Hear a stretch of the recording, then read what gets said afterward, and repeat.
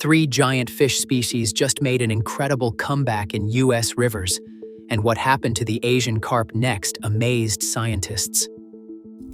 In the fall of 2022, biologist Daniel Ortiz was running his 12th consecutive year of fish surveys on the Tennessee River near Kentucky Lake. For over a decade, his electrofishing counts near Duck River bottoms had followed the same grim pattern. Nets full of silver carp, barely any native species. That October, something didn't add up. His crew ran the same transect 3 times, recalibrated the equipment twice, and still came back with numbers nobody expected. Where they used to haul in 200 carp per hour, they now counted fewer than 40.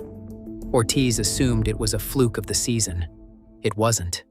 The information in this video was cross-checked using data from the U.S. Fish and Wildlife Service, the Tennessee Wildlife Resources Agency, the Mississippi Interstate Cooperative Resource Association, and field notes shared by researchers directly involved in the surveys. The Tennessee River stretches over 650 miles, cutting through Appalachian foothills before joining the Ohio River system. It is a working river, with barge traffic, hydroelectric dams, and one of the most productive freshwater fisheries in the country. In the 1970s, bighead and silver carp escaped aquaculture ponds during flooding in Arkansas and Mississippi, and by the early 2000s, they had colonized the entire Tennessee Cumberland system. By 2015, silver carp made up an estimated 60% of fish biomass in some backwater stretches, enough that boaters wore hockey helmets to avoid being struck by fish leaping from the wake of their engines. Wildlife agencies threw everything at the problem. Commercial harvest incentives paid fishermen by the pound. Tennessee alone spent close to $12 million over 8 years on removal contracts, acoustic deterrents, and a pilot unified method that herds carp into nets using sound and bubble curtains. The technique works by exploiting the carp's own panic response. Underwater speakers blast frequencies the fish find intolerable, while a wall of rising bubbles blocks their escape routes, funneling entire schools toward a single net rather than scattering them across open water. It is labor-intensive and expensive to run at scale, which is part of why agencies were watching so closely for anything that could work alongside it. The results were real but partial. Tons of carp removed every season, populations knocked back in targeted zones but never eliminated. Then, without any new program launching, the Duck River bottoms numbers started falling on their own. Ortiz brought in a second team to install baited underwater cameras at 4 sites along the backwater. What they filmed over the following winter changed how state biologists talked about carp control in the southeast. 3 native species, all of which had been in serious decline for decades, were quietly reclaiming territory and doing damage the deterrent programs never could.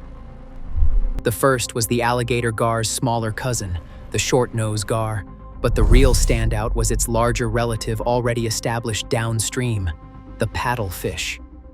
Polyodon spathula, one of the oldest surviving fish lineages in North America, can grow past 5 feet and 60 pounds, using its long, paddle-shaped snout to detect electrical signals from prey in murky water.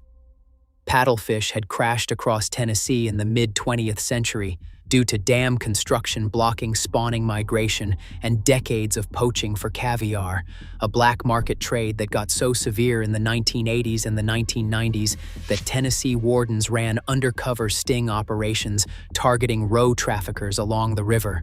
TWRA's stocking program, which released over 40,000 juvenile paddlefish into the Tennessee River system between 2008 and 2021, had quietly rebuilt a population large enough to start affecting the food web.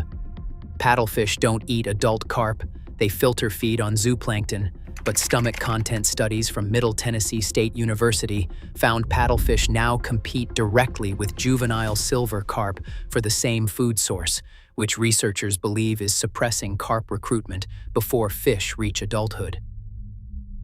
The second species surprised even Ortiz's team. Blue catfish, which had always been present but never in these numbers. Necropsies on 41 catfish caught near the survey sites found juvenile carp in 63% of stomachs with food present, and in several individuals, carp made up the entire stomach content.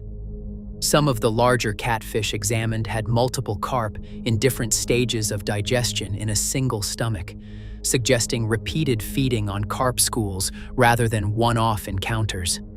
Blue catfish can reach over 100 pounds and use barbels to hunt by smell in low-visibility water, which lines up with how carp move through these murky backwaters. The third was the freshwater drum, a fish most anglers dismissed for decades as a trash fish, not worth targeting. Drum have powerful pharyngeal teeth built for crushing shellfish, and researchers found they were increasingly feeding on carp eggs and newly hatched larvae during spawning season, a stage of the carp life cycle almost no other native predator was exploiting. None of this means the crisis is over.